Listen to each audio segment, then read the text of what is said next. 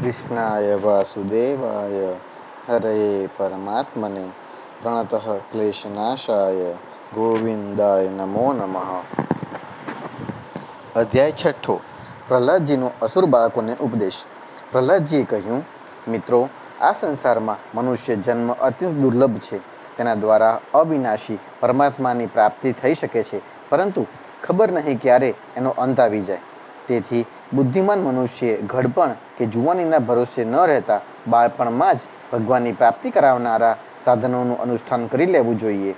આ મનુષ્ય જન્મમાં શ્રી ભગવાનના ચરણોનું શરણ લેવું એ જ જીવનની એકમાત્ર સફળતા છે, કારણ કે ભગવાન સમસ્ત પ્રાણીઓના સ્વામી, સુહૃદ, પ્રિયતમ અને આત્મા છે. ભાઈઓ, ઇન્દ્રિયો વડે જે સુખ ભોગવવામાં આવે છે તે તો જીવ ભલેને ગમે તે યોનિમાં હોય, પ્રારબ્ધ અનુસાર સર્વત્ર એ જ રીતે મળતું રહે છે કે જેમ કશો પ્રયત્ન કર્યા વિના નિવારણ કરવા છતાં પણ દુઃખ મળે છે. તેથી સાંસારિક સુખ મેળવવાના ઉદ્દેશ્યથી પ્રયત્ન કરવાની કોઈ જરૂર નથી, કારણ કે જાતે જ મળી રહેતી વસ્તુ મેળવવા માટે પરિશ્રમ કરવો એ આયુષ્ય અને શક્તિને વ્યર્થ ગુમાવવા બરાબર છે. જેઓ એનામાં અટવાઈ જાય છે તેમને પરમ કલ્યાણ સ્વરૂપ ભગવાનના ચરણ કમળોની પ્રાપ્તિ થતી નથી.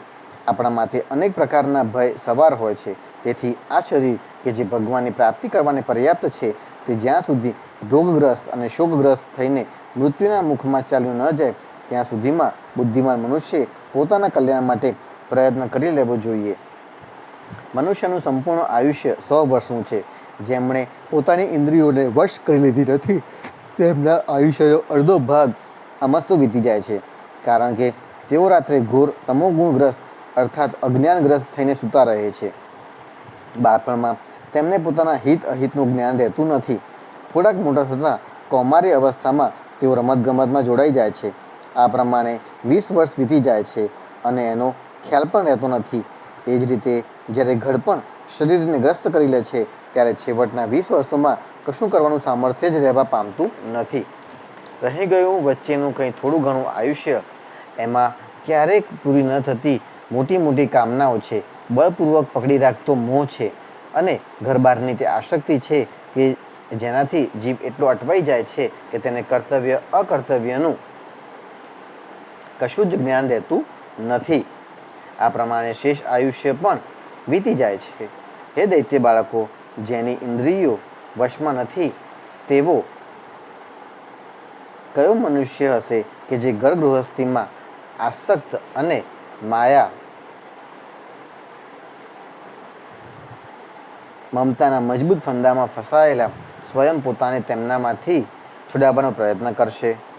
ચોરો, સેવકો તેમજ વેપારીઓ પોતાના અત્યંત પ્રિય પ્રાણને પણ હોડમાં મૂકીને જે ધનનો સંગ્રહ કરે છે અને તેથી જે પોતાના પ્રાણ હોડમાં મૂકીને ધનનો સંગ્રહ કરે છે અને તેથી જે પોતાના પ્રાણ કરતાં વધુ પ્રિય લાગે છે તે ધનની લાલસાને ભલા કોણ ત્યજી શકે છે? જે મનુષ્ય પોતાની પ્રિયતમા પત્નીના એકાંત સહવાસ પર, તેની પ્રેમસભર વાતો અને મીઠી લાગતી સલાહ પર પોતાને ન્યોછાવર કરી ચૂક્યો છે, ભાઈ બંધુઓ અને મિત્રોના સ્નેહના બંધનમાં બંધાઈ ચૂક્યો છે અને નાના નાના ભૂલકાઓની કાલી ગેલી મધુર બોલી પર અનુરક્ત થઈ ચૂક્યો છે, તે ભલા આ બધાને કેવી રીતે છોડી શકે? જે મનુષ્ય સાસરે ગયેલી પોતાની પુત્રીઓની, પુત્રો તથા ભાઈ બહેનોની તેમજ દિનહીન અવસ્થાને પામેલા માતા પિતાની ઘણી બધી સુંદર સુંદર કિંમતી વસ્તુઓથી સજેલા ઘરોની, કુલ પરંપરાગત આજીવિકાના સાધનોની અને પશુઓ તથા નોકર ચાકરોની નિરંતર યાદમાં જ રમમાણ બની ગયો છે, તે ભલા આ બધાને કેવી રીતે છોડી શકે?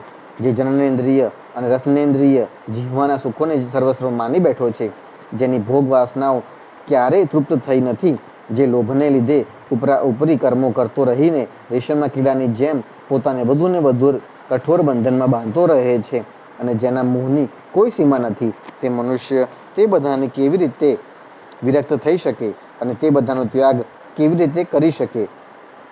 આ મારો પરિવાર છે એવા ભાવથી તેનામાંથી એટલો ડૂબી જાય છે કે તેના પાલન પોષણ માટે પોતાનું અમૂલ્ય આયુષ્ય ગુમાવી બેસે છે અને તેને એનો પણ ખ્યાલ રહેતો નથી કે મારા જીવનનું વાસ્તવિક ઉદ્દેશ્ય નષ્ટ થઈ રહ્યું છે.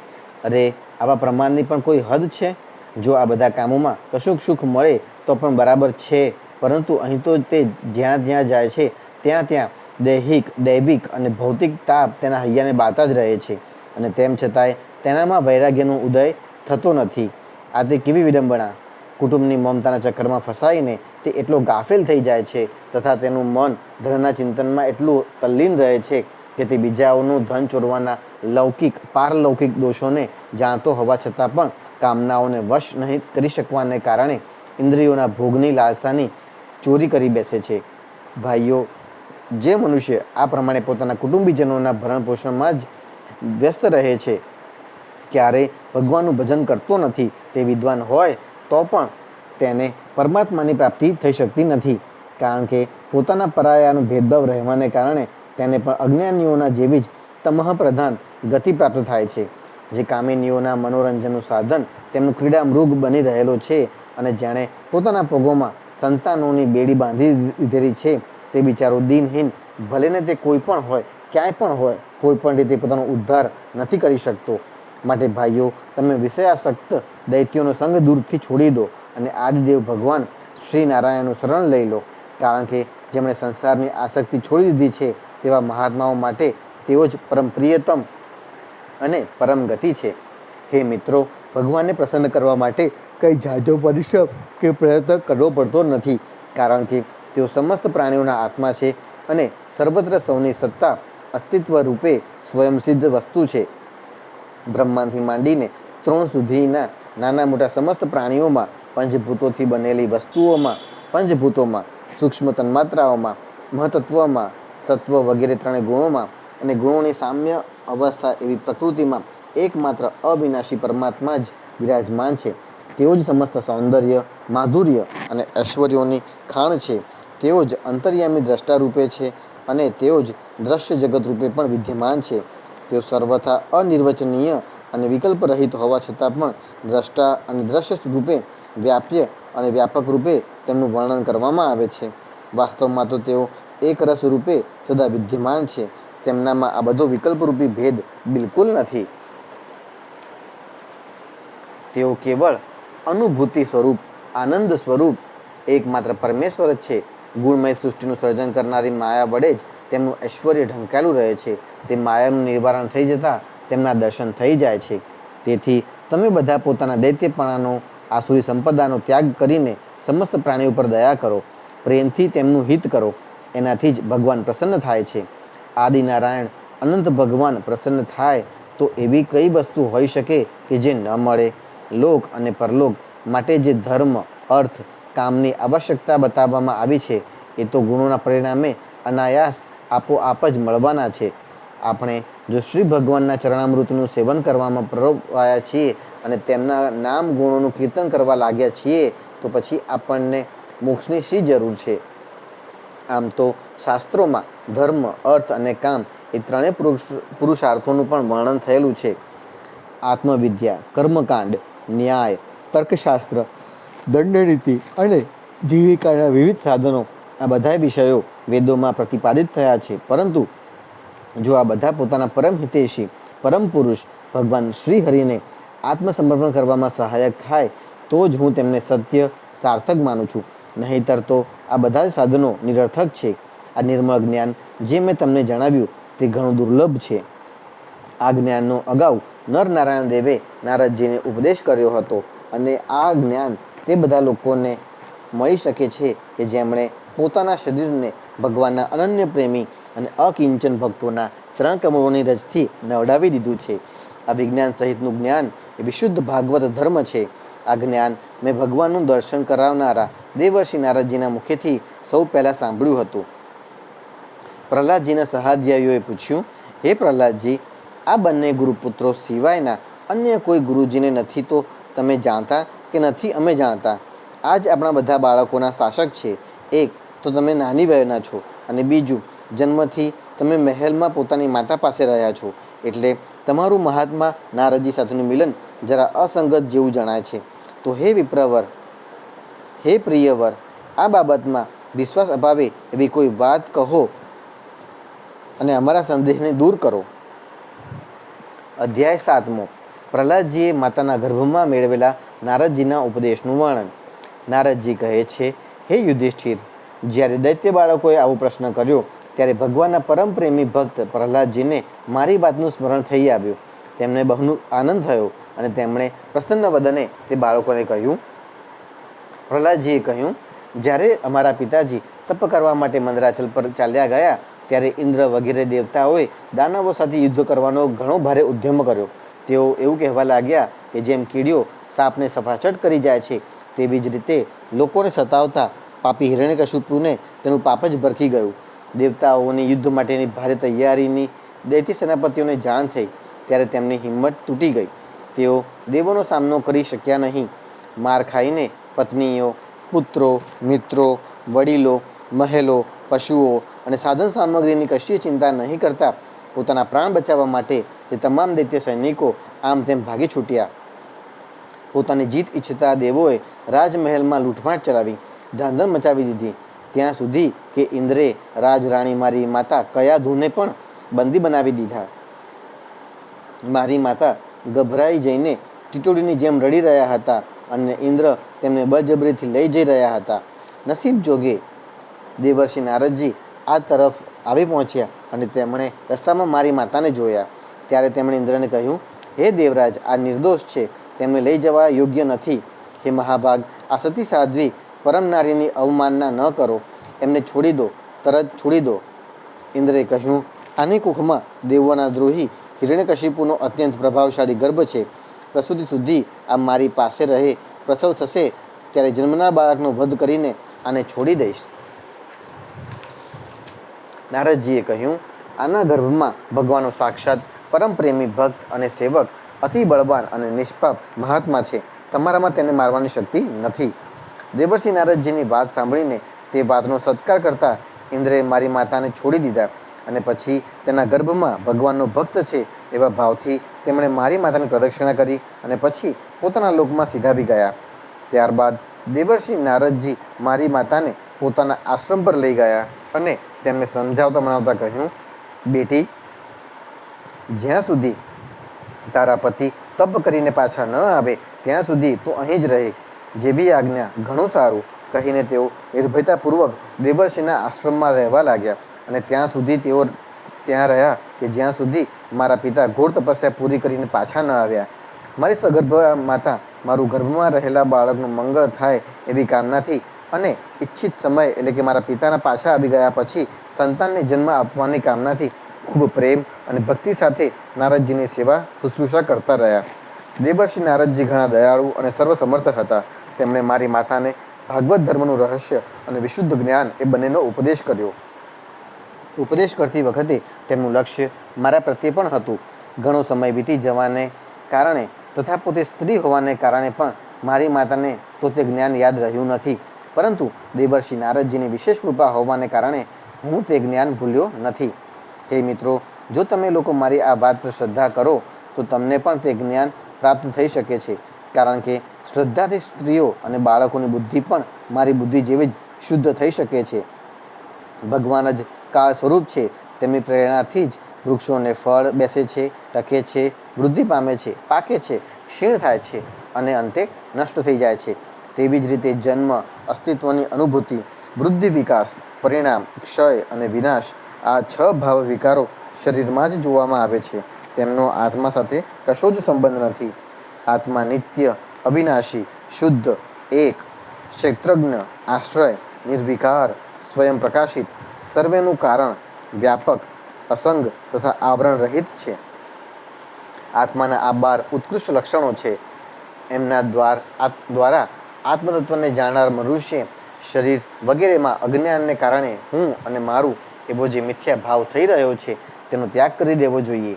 જેમ સોનાની ખાણોમાં પથ્થરમાં ભળી ગયેલા સુવર્ણને તેને કાઢવાની વિધિ જાણનારો સોની તે વિધિઓથી મેળવી લે છે, તેવી જ રીતે અધ્યાત્મ તત્વને જાણનારો મનુષ્ય આત્મપ્રાપ્તિના ઉપાયો થકી પોતાના શરીરરૂપી ક્ષેત્રમાં જ બ્રહ્મપદનો સાક્ષાત્કાર કરી શકે છે. આચાર્યોએ મૂળ, પ્રકૃતિ, મહતત્વ, અહંકાર અને 5 તન્માત્રાઓ, આ 8 તત્વોને પ્રકૃતિ કહ્યા છે. તેમના 3 ગુણ છે, સત્વ, રજ અને તમ, તથા તેમના 16 વિકાર છે.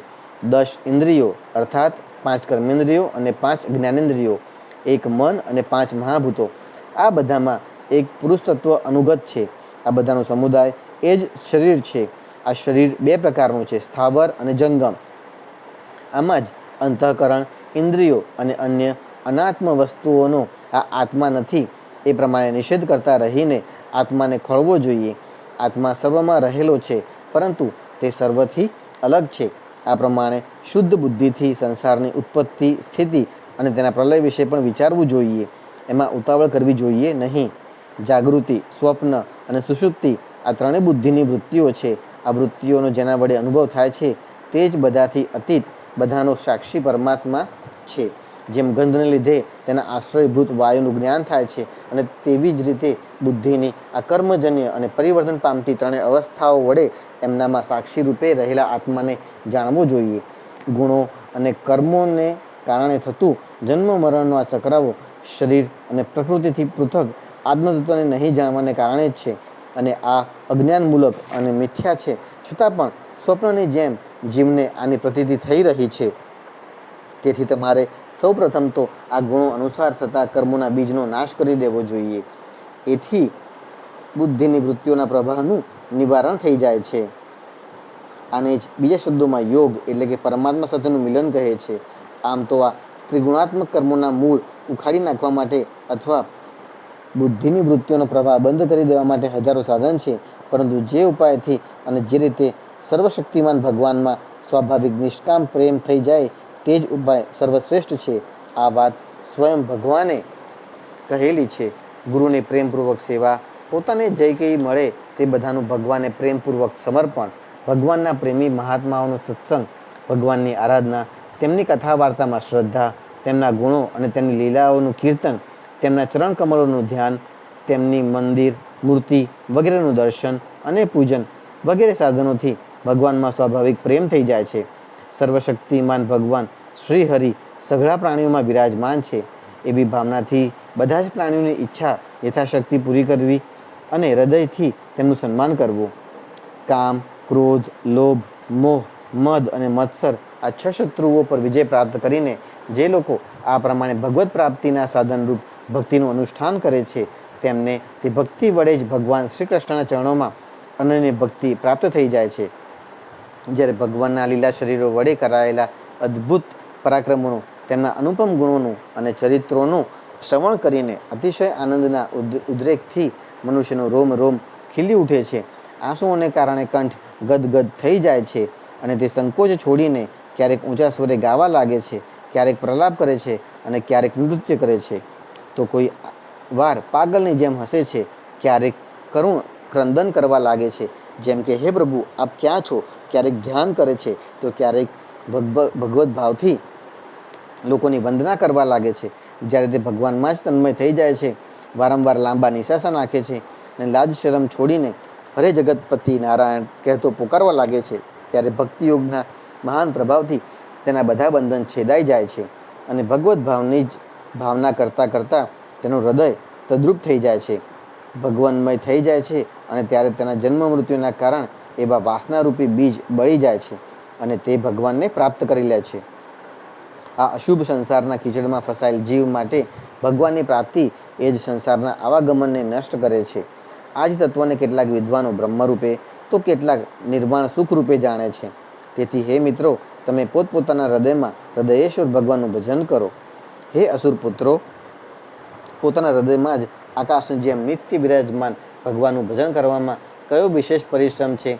તેઓ સમાન રૂપે સમસ્ત પ્રાણીઓના અત્યંત પ્રેમી મિત્ર છે. બીજું તો શું, આપણો આત્મા જ છે. તેમને ત્યજીને ભોગ સામગ્રીનો સંચય કરવા ભટકવું એ કેટલી મોટી મૂર્ખતા છે. અરે ભાઈ, સંપત્તિ, પત્ની, પુત્ર, પુત્રી, પશુ, મહેલ, પૃથ્વી, હાથી, ખજાના અને જાત જાતની વિભૂતિઓ, બીજું તો શું સંસારનો સમસ્ત વૈભવ તથા ભોગ સામગ્રીઓ ક્ષણભંગુર મનુષ્યને શું સુખ આપી શકે છે. તેઓ પોતે જ ક્ષણભંગુર છે. જેમ આ લોકની સંપત્તિ દેખીતી રીતે જ નાશવંત છે, તેવી જ રીતે યજ્ઞોથી પ્રાપ્ત થતા સ્વર્ગ વગેરે લોક પણ નાશવંત છે અને તુલનાત્મક રીતે જોતા તે એકબીજાથી ચડિયાતા કે નિકૃષ્ટ લાગે છે. તેથી તેઓ પણ દોષરહિત નથી. દોષરહિત તો છે એકમાત્ર પરમાત્મા.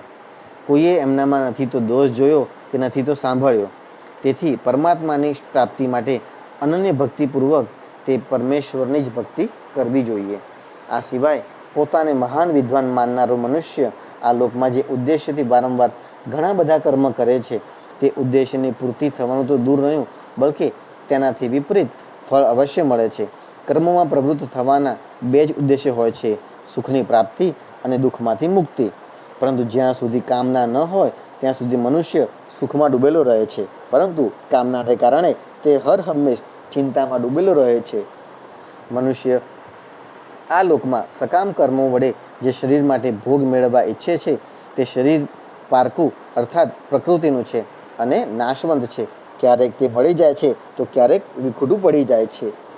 જ્યારે શરીરની જ આ દશા હોય ત્યારે એનાથી અલગ રહેનાર પુત્રો, પત્ની, મહેલ, ધન સંપત્તિ, રાજ્ય, ખજાના, હાથી, ઘોડા, મંત્રીઓ, નોકર ચાકરો, વડીલો અને બીજા કે પોતાના કહેવાતા લોકો કે પદાર્થોની તો વાત જ શી કરવી. સંસારના તુચ્છ વિષયો શરીરની સાથે જ નાશ પામે છે. એ જણાય છે તો પુરુષાર્થ જેવા, પરંતુ વાસ્તવમાં છે અનર્થરૂપ જ. આત્મા પોતે જ અનંત આનંદનો મહાસાગર છે. તેને માટે આ બધી વસ્તુઓની શી જરૂર છે? ભાઈઓ, જરા વિચારો તો ખરા કે જે જીવ ગર્ભાધાનથી માંડીને મૃત્યુ સુધીની બધી જ અવસ્થાઓમાં પોતાના કર્મોને આધીન થઈને ક્લેશ જ ક્લેશ ભોગવે છે, તેનો આ સંસારમાં સ્વાર્થ જ શો છે? આ જીવ સૂક્ષ્મ શરીરને જ પોતાનું આત્મા માનીને તેના દ્વારા અનેક પ્રકારના કર્મ કરે છે અને તે કર્મોને કારણે જ ફરી પાછું શરીર ધારણ કરે છે. આ પ્રમાણે કર્મોથી શરીર અને શરીરથી કર્મોની પરંપરા ચાલતી રહે છે અને આવું થાય છે અવિવેકને કારણે. તેથી નિષ્કામ ભાવે નિષ્ક્રિય આત્મ સ્વરૂપ ભગવાન શ્રીહરિની ભક્તિ કરવી જોઈએ. અર્થ, ધર્મ અને કામ એ પુરુષાર્થ તે શ્રીહરિના જ આશ્રિત છે. તેમની ઈચ્છા વિના મળી શકતા નથી. ભગવાન શ્રીહરિ સમસ્ત પ્રાણીઓના ઈશ્વર, આત્મા અને પરમ પ્રિયતમ છે. તેઓ પોતાના જ બનાવેલા પંચભૂતો, સૂક્ષ્મ ભૂતો વગેરે વડે બનેલા શરીરોમાં જીવના નામે વર્ણવાય છે. દેવ, દૈત્ય, મનુષ્ય, યક્ષ અથવા ગંધર્વ કોઈ પણ હોય, જે ભગવાનના ચરણકમળોનું સેવન કરે છે તે આપણી જેમ જ કલ્યાણનો અધિકારી થઈ જાય છે. હે દૈત્ય પુત્રો, ભગવાનને પ્રસન્ન કરવા માટે બ્રાહ્મણ, દેવતા કે ઋષિ હોવું, સદાચાર અને વિવિધ વિદ્યાઓથી સંપન્ન હોવું તથા દાન, તપ, યજ્ઞ, શારીરિક, માનસિક શૌચ શુદ્ધિ અને મોટા મોટા વ્રતોનું અનુષ્ઠાન જરૂરી નથી. ભગવાન તો કેવળ નિષ્કામ પ્રેમ અને ભક્તિથી જ પ્રસન્ન થાય છે. અન્ય સર્વ સાધનો તો માત્ર વિડંબણા જ છે. તેથી હે દાનવ બંધુઓ, સઘળા પ્રાણીઓને પોતાના જેવા જ આત્મવત સમજીને સર્વત્ર વિરાજમાન સર્વાત્મા, સર્વશક્તિમાન ભગવાનની ભક્તિ કરો. ભગવાનની ભક્તિના પ્રભાવથી દૈત્યો, યક્ષો, રાક્ષસો, સ્ત્રીઓ, શૂદ્રો, ગોવાળો, ભરવાડો, પક્ષીઓ, પ્રાણીઓ અને ઘણા બધા પાપી જીવ પણ ભગવત ભાવને પામ્યા છે. આ સંસારમાં અથવા મનુષ્ય શરીરમાં જીવનો સૌથી મોટો સ્વાર્થ એટલે કે એકમાત્ર પરમાર્થ એટલો જ છે કે તે ભગવાન શ્રી કૃષ્ણની અનન્ય ભક્તિ પ્રાપ્ત કરી લે. તે ભક્તિનું સ્વરૂપ છે સર્વદા સર્વત્ર સર્વ વસ્તુઓમાં ભગવાનનું દર્શન. અધ્યાય 8મો. નરસિંહ ભગવાનનો પ્રાદુર્ભાવ, હિરણ્યકશિપુનો વધ તેમજ બ્રહ્મા વગેરે દેવોએ કરેલી ભગવાનની સ્તુતિ. નારદજી કહે છે, હે યુધિષ્ઠિર, પ્રહલાદજીનું વક્તવ્ય સાંભળીને દૈત્ય બાળકોએ પોતે નિર્દોષ હોવાને કારણે તેમની વાત તે જ સમયે ગ્રહણ કરી લીધી. ગુરુજીનો ઉપદેશ દોષયુક્ત હોવાથી તેમણે ગ્રહણ કર્યો નહીં.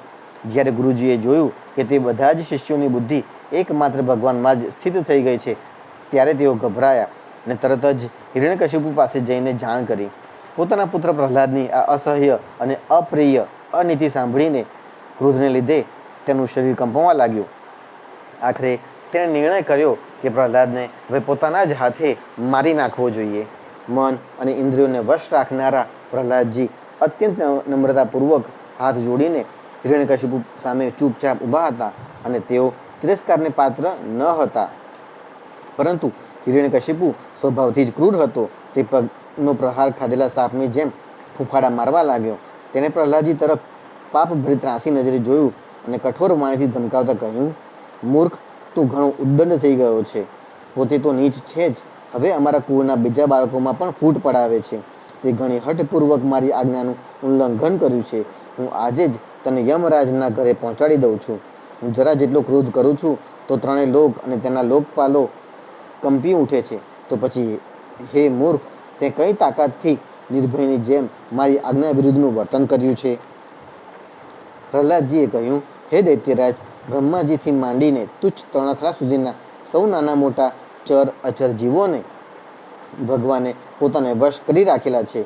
મારું અને તમારું જ નહીં, બલકે સંસારના સમસ્ત બળવાનોનું પણ બળ માત્ર તેઓ જ છે. તેઓ જ મહાપરાક્રમી, સર્વશક્તિમાન કાળ ભગવાન જ છે. તથા સમસ્ત પ્રાણીઓનું ઇન્દ્રિય બળ, મનોબળ, શરીર બળ, ધૈર્ય તેમજ ઇન્દ્રિયો પણ તેઓ જ છે. તે જ પરમેશ્વર પોતાની શક્તિઓ થકી આ વિશ્વની રચના, રક્ષણ અને સંહાર કરે છે. તેઓ જ સત્વ વગેરે 3 ગુણોના સ્વામી છે. પિતાજી, તમે પોતાનો આ આસુરી ભાવ ત્યજી દો અને પોતાના મનને સૌ પ્રત્યે સમ બનાવો. આ સંસારમાં પોતાના વશમાં નહીં રહેનારા અને કુમાર્ગે જનારા મન સિવાય બીજું કોઈ શત્રુ નથી. મનમાં સૌના પ્રત્યે સમતાનો ભાવ કેળવવો એ જ ભગવાનની સૌથી મોટી પૂજા છે. જે લોકો પોતાના સર્વસ્વને લૂંટી લેનારા આ 5 ઇન્દ્રિયો અને મન ઇન્દ્રિયરૂપી લૂંટારાઓ પર પહેલાં વિજય મેળવી લેતા નથી અને એવું માનવા લાગે છે કે અમે 10 દિશાઓને જીતી લીધી છે, તેઓ મૂર્ખ છે. પણ જે જ્ઞાની અને જીતેન્દ્રિય મહાત્માએ સમસ્ત પ્રાણીઓ પ્રત્યે સમતાનો ભાવ પ્રાપ્ત કરી લીધો છે, તેના અજ્ઞાનને લીધે પેદા થનારા કામ, ક્રોધ વગેરે શત્રુઓ પણ નાશ પામે છે. તો પછી બહારના શત્રુઓ તો બચવા જ કેમ પામે? હિરણ્યકશિપુએ કહ્યું, અરે મંદબુદ્ધિ, હવે તો તે બોલવાની પણ હદ વટાવી દીધી છે. એ વાત સ્પષ્ટ છે કે હવે તું મરવા માગે છે, કારણ કે જેઓ મરવા માગે છે તેઓ જ આવી ધડમાથા વિનાની વાતો કરતા હોય છે.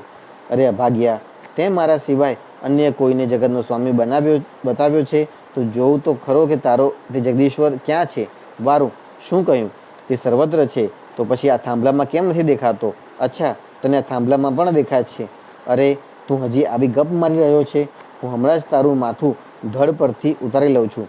જોઉં તો ખરો કે તારો એ સર્વસ્વ હરિ કે જેના પર તને આટલો ભરોસો છે તે તારું કેવી રીતે રક્ષણ કરે છે. આ પ્રમાણે તે અત્યંત બળવાન મહાદૈત્ય ભગવાનના પરમ પ્રેમી પ્રહલાદને વારંવાર ધમકાવતો અને સતાવતો રહ્યો. તે પોતાના ક્રોધને રોકી ન શક્યો અને તે હાથમાં ખડગ લઈને સિંહાસન પરથી ઉછળ્યો અને તેણે ઘણા જોરથી તે થાંભલાને મુક્કો માર્યો. તે સમયે તે થાંભલામાં એક મહાભયંકર ધ્વનિ થયો.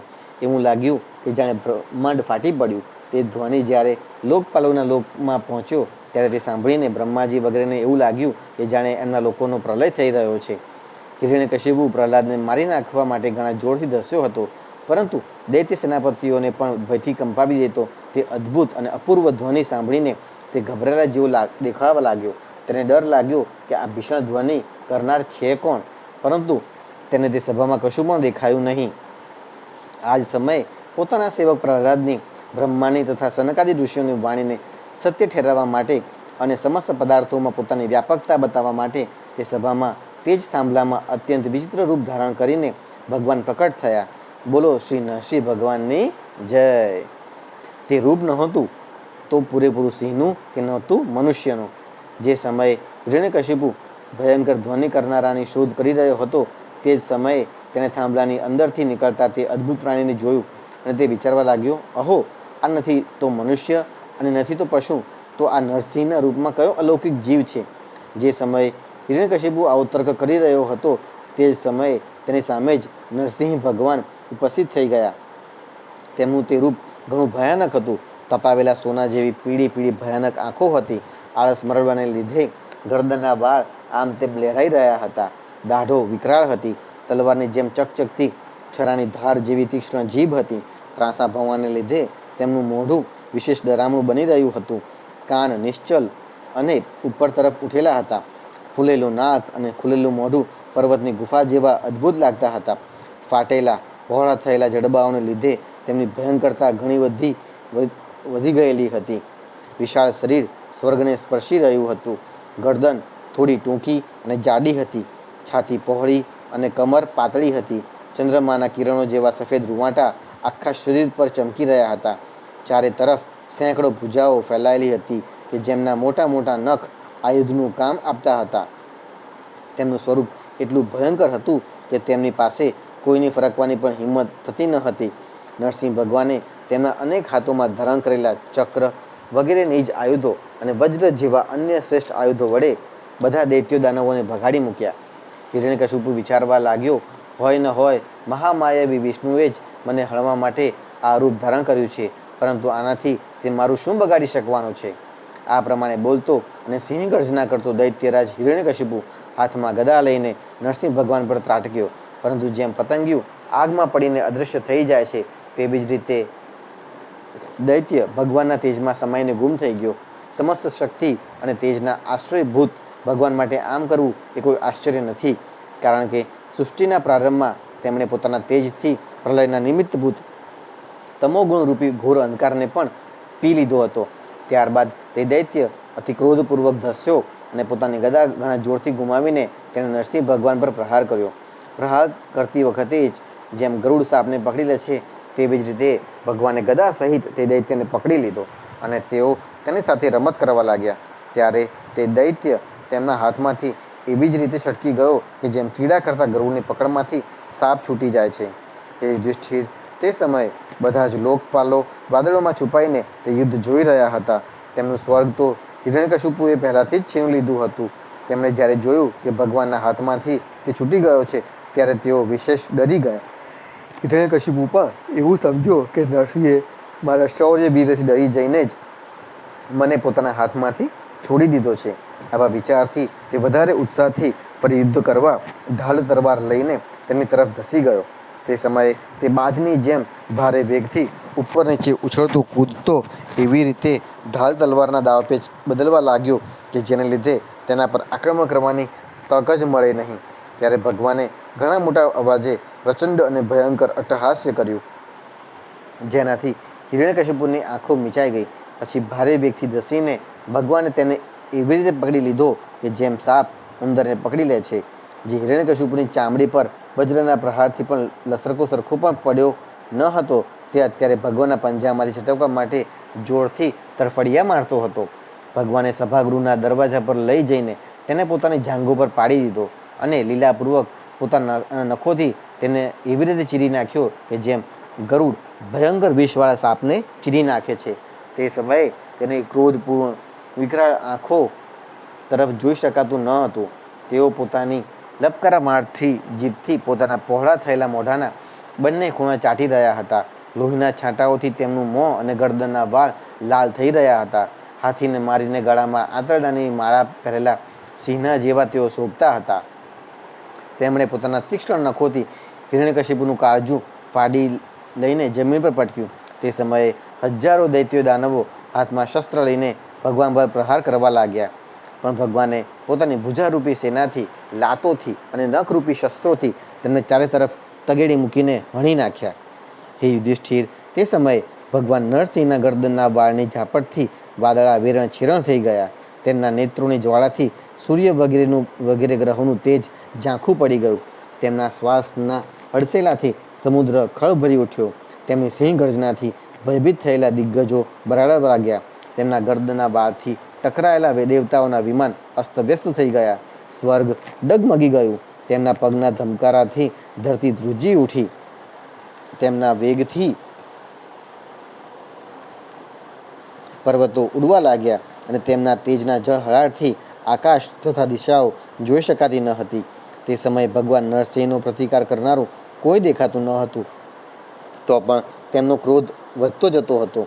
તેઓ હિરણ્યકશિપુની રાજસભામાં જઈને ઊંચા સિંહાસન પર બેસી ગયા. તે સમયે તેમનો અત્યંત તેજપૂર્ણ અને ક્રોધભર્યો ભયંકર ચહેરો જોતા કોઈની પણ હિંમત નહીં ચાલી કે તે તેમની પાસે જઈને તેમની સેવા કરે. જ્યારે સ્વર્ગની દેવીઓને આ શુભ સમાચાર મળ્યા કે ત્રણેય લોકોની શિરોવેદનાનું મૂર્તિમંત સ્વરૂપ હિરણ્યકશિપુ યુદ્ધમાં ભગવાનના હાથે હણી નંખાયો છે, ત્યારે આનંદ ઉલ્લાસથી તેમના ચહેરા ખીલી ઉઠ્યા. તેઓ ભગવાન પર વારંવાર પુષ્પવૃષ્ટિ કરવા લાગી. વિમાનો મારફતે આવેલા ભગવાનના દર્શનાર્થી દેવતાઓની આકાશમાં ભીડ જામી ગઈ. દેવતાઓના ઢોલ નગારા વાગવા લાગ્યા. ગંધર્વરાજ ગાવા લાગ્યા. અપ્સરાઓ નૃત્ય કરવા લાગી.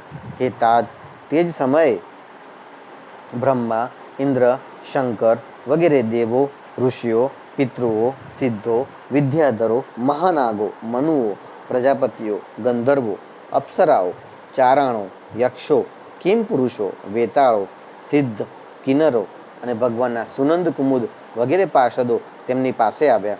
તે બધાએ માથા પર હાથ જોડીને સિંહાસન પર વિરાજમાન અત્યંત તેજસ્વી નરસિંહ ભગવાનની થોડે દૂરથી અલગ અલગ સ્તુતિ કરી. બ્રહ્માજીએ સ્તુતિ કરતા કહ્યું, હે પ્રભુ, આપ અનંત છો, આપની શક્તિનો કોઈ પાર પામી શકતું નથી. આપનું પરાક્રમ અદ્ભુત અને કર્મ પવિત્ર છે. જો કે ગુણો વડે આપ લીલાપૂર્વક જ સમસ્ત વિશ્વની ઉત્પત્તિ, પાલન અને પ્રલય યથાયોગ્ય રીતે કરો છો, તો પણ આપ એની સાથે કોઈ સંબંધ રાખતા નથી અને સ્વયં નિર્વિકાર રહો છો. હું આપને નમસ્કાર કરું છું.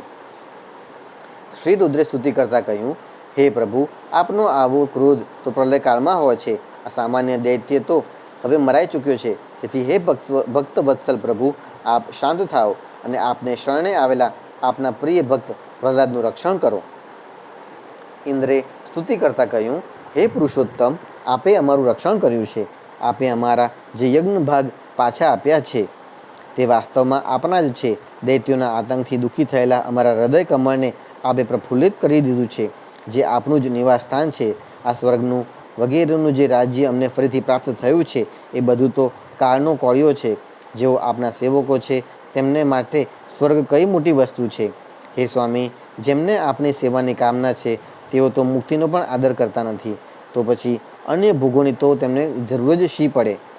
ઋષિઓએ સ્તુતિ કરતા કહ્યું, હે પુરુષોત્તમ, આપે તપસ્યા વડે જ પોતાનામાં લીન થઈ ગયેલા જગતની ફરીથી રચના કરી હતી અને તે જ આત્મતેજ સ્વરૂપ શ્રેષ્ઠ તપસ્યાનો ઉપદેશ આપે કૃપા કરીને અમારે માટે પણ કર્યો હતો. આ દૈત્યે અમારી તપસ્યાનો ઉચ્છેદ કરી દીધો હતો. હે શરણાગત વત્સલ, તે તપસ્યાના રક્ષણ માટે અવતાર ગ્રહણ કરીને આપે તે જ તપ કરવા માટે ફરીથી અમને તક પૂરી પાડી છે. પિતૃઓએ સ્તુતિ કરતા કહ્યું, હે પ્રભુ, અમારા પુત્રો અમારા માટે પિંડદાન કરતા હતા. તેમને આ દૈત્ય બળપૂર્વક છીનવીને ખાઈ જતો હતો.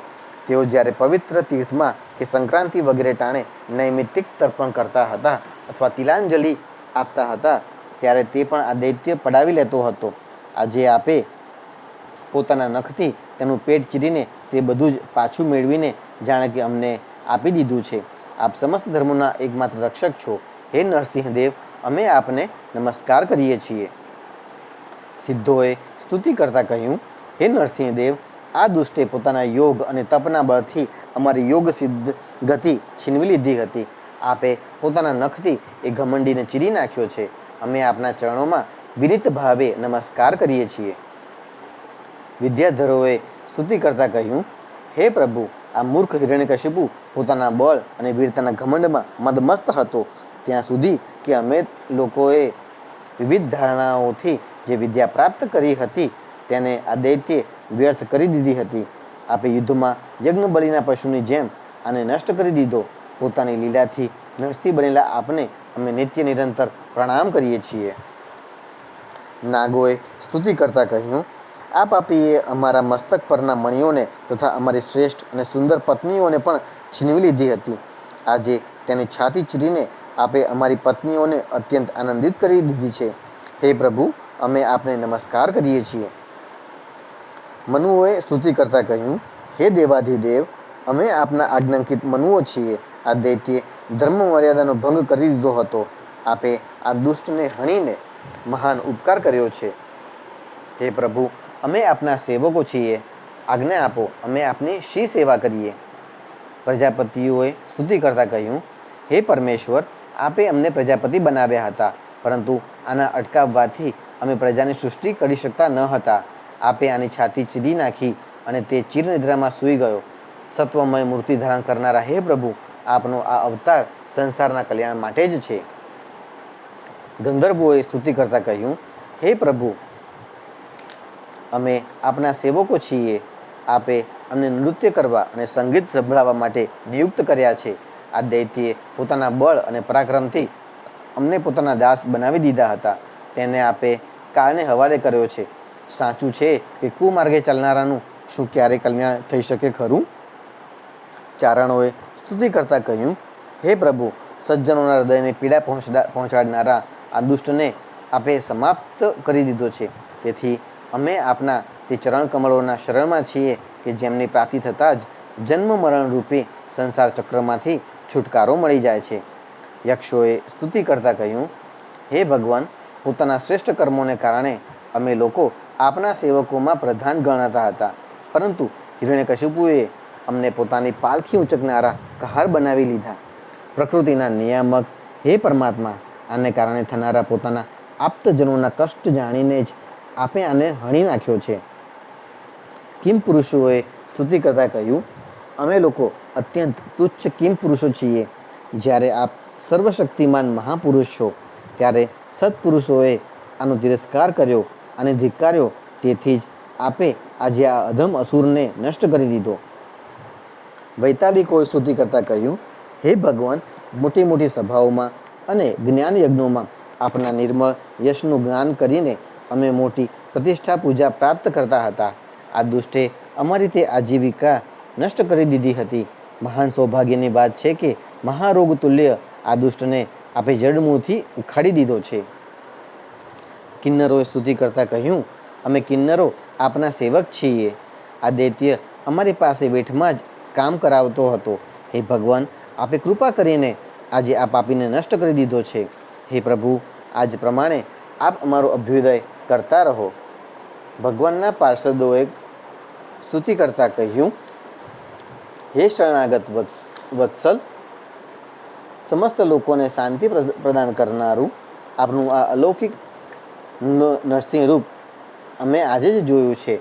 હે ભગવાન, આ દૈત્ય આપનો એ જ આજ્ઞાકિત સેવક પાર્ષદ હતો કે જેને સનકાદિ ઋષિઓએ શાપ આપી દીધો હતો. અમે સમજીએ છીએ આપે કૃપા કરીને આનો ઉદ્ધાર કરવા માટે જ આનો વધ કર્યો છે. કૃષ્ણાય વાસુદેવાય હરે પરમાત્મને પ્રણતઃ ક્લેશનાશાય ગોવિંદાય નમો નમઃ.